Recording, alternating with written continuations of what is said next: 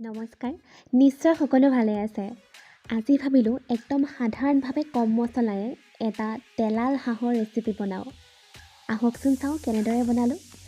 এতিয়া প্ৰথমতে এই মাংসখিনি আমি ধুই ল'ম। এতিয়া লৈ ল'লোঁ এয়া আদা, নহৰু আৰু জলকীয়া আৰু লগত ল'ম কেইটুকুৰামান পিঁয়াজ আৰু ইয়াৰ এটা মিহি পেষ্ট বনাই ল'ম। আৰু এতিয়া দি দিলোঁ তিয়াই ৰখা জিৰা, লং, ইলাচি আৰু ডালচেনি। এইখিনি এটা ধুনীয়াকৈ পেষ্ট বনাই এনেদৰে আমি মছলা তৈয়াৰ কৰি ল'ম আৰু ধুই ৰখা মাংসখিনিত এই মছলাখিনি দি লগত নিমখ, হালধি আৰু অকণমান জলকীয়া আৰু মিঠাতেল দি এইখিনি 2 ঘণ্টাৰ কাৰণে আমি মেৰিনেট কৰি ৰাখিম। এয়া চাওক, এইখিনি এতিয়া ধুনীয়াকৈ 2 ঘণ্টাৰ কাৰণে ঢাকি ৰাখি দিম। এয়া এইফালে লৈ ল'লোঁ আমাৰ মেইন বস্তু জহা কোমোৰা, আলু আৰু পিঁয়াজ। আলু মই এটাই দিছোঁ। এইফালে চাওক, কেৰাহীত তেল দি দিলোঁ। এয়া তেল গৰম হোৱাত ইয়াত দিলোঁ পিঁয়াজ আৰু এই পিঁয়াজখিনি এতিয়া মিডিয়াম ফ্লেমত আমি ৰঙচুৱা হোৱালৈকে ভাজিম।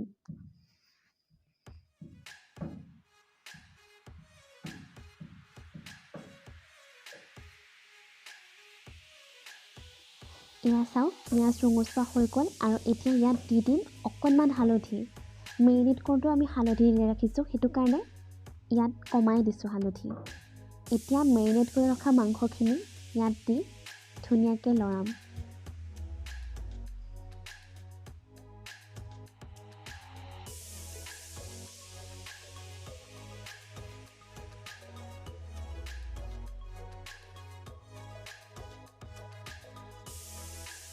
এইখিনি ধুনীয়াকৈ এতিয়া 15 পৰা 20 মিনিট সময় আমি ভাজিব লাগিব। অকণো নধকাকৈ ভাজিম, প্ৰায় 15 মিনিট।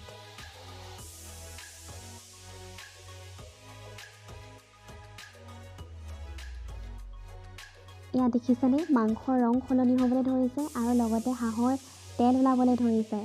এনেও কাতি আঘোণ মাহত হাঁহৰ যি সুগন্ধ, যি তেল, এই সময়টোতো হাঁহ খাবলৈ ভাল হয়, নহয় জানো?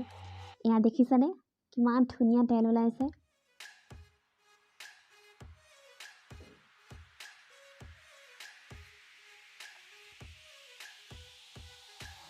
এয়া প্ৰায় 15 মিনিটৰ পাছত দেখিছেনে কিমান তেল ওলাই গৈছে।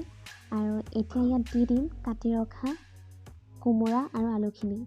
এয়া চাওক, কোমোৰা আৰু আলুখিনি দি দিলোঁ আৰু এতিয়া এইখিনি ধুনীয়াকৈ 2 মিনিটমান ভাজি ঢাকি দিম।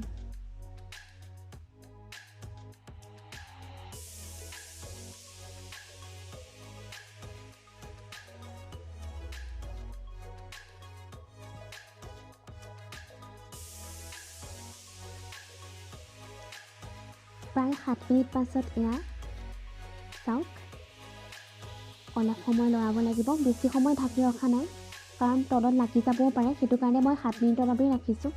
আৰু এতিয়া এইখিনি আমি ঢাকি ৰাখি দিম প্ৰায় 10 মিনিটৰ কাৰণে।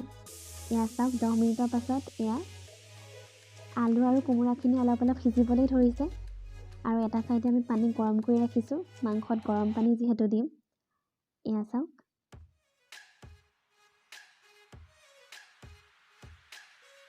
হাঁহৰ মাংস যিমানেই বেছি ভজা যায় সিমানেই খাই বেছি ভাল লাগে, সেইটো কাৰণে হাঁহৰ মাংস খুব ভাজিব লাগে।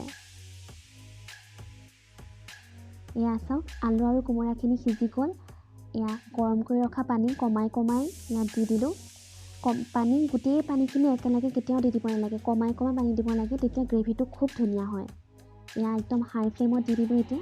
এতিয়া আৰু অকণমান পানী ইয়াত দি দিলোঁ। এয়া চাওক, লৰাই দিব। এতিয়া হাই ফ্লেমতে ৰাখিব।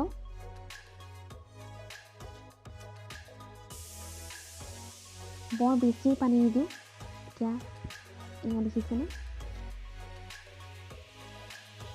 অকণমান পানী দি এতিয়া ধুনীয়াকৈ হাই ফ্লেমত আমি উতলিবলৈ দিম। ইয়াত